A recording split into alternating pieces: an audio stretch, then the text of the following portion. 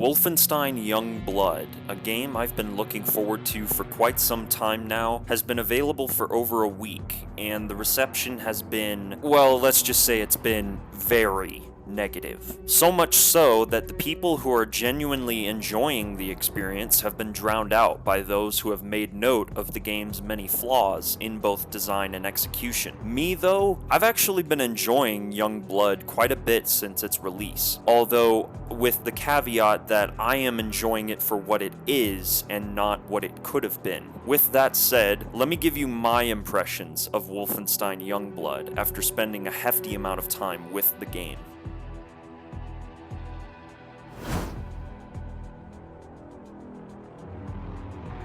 First, let's talk narrative, or rather the lack thereof. Don't get me wrong, Youngblood does have a story, despite what many critics would have you believe. Is it any good though? Well, that's a difficult question for me to answer because while I have no issue with BJ being replaced as the protagonist of this story due to its nature as a spin-off title, BJ's twin daughters, Jess and Soph, can be both endearing and incredibly cringy in equal measure. The story itself takes place 19 years after the ending of the new Colossus, and BJ and Anya have raised their children in Mesquite, Texas, following the liberation of the United States from the Nazi regime. BJ, however, has gone missing, and the twin girls, alongside Abby Walker, the daughter of Grace and Superspesh from Wolfenstein 2, venture into Nazi-occupied Paris in an attempt to topple the Nazis and locate BJ. The story does have quite a few interesting segments and cutscenes sprinkled throughout, alongside a much lighter tone than the previous installment, and small pieces of the foundation for what will hopefully be Wolfenstein 3 are laid here. And really, that's the best way to describe this story. It lays groundwork for the future of the Wolfenstein series, but if you look beyond that, you won't get much out of the experience.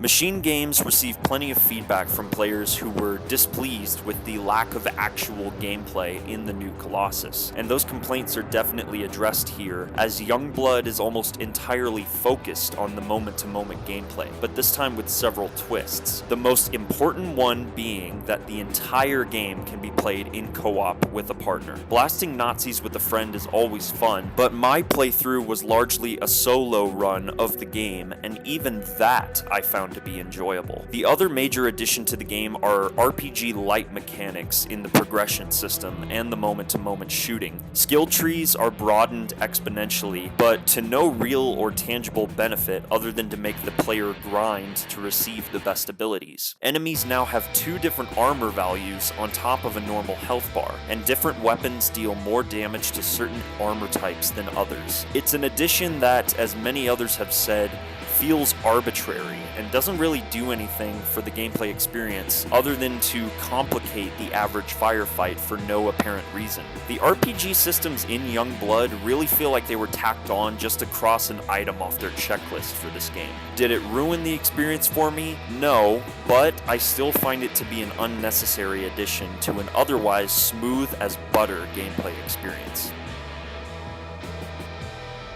Youngblood runs on the same engine as New Colossus, which means that graphically there are no drastic changes here, other than the flavor text and propaganda reminding you of the 1980s setting and aesthetic. One area the game does do much better in than its predecessors is the level design, which coincidentally was handled by the masters of the craft at Arkane Studios. When I heard they had been involved in the development of this game, I became instantly intrigued by what they would bring to the table, and they didn't disappoint. There are 3 distinct districts in Nazi-controlled Paris, and each area has many different routes and side pathways that you can take to reach your objective and flank the enemy, much like the Dishonored games in many respects. In fact, without spoiling anything, there is an incredibly awesome homage to the Dishonored series in this game that I won't spoil for you here, but stick around till the very end of the video to get a little tease. Overall, Wolfenstein Youngblood Youngblood isn't a home run for Bethesda, but it really didn't need to be due to its nature as a budget spin-off title in the series, although many have been trying to hold the game to loftier standards. Yes, there are microtransactions in the game, and while it is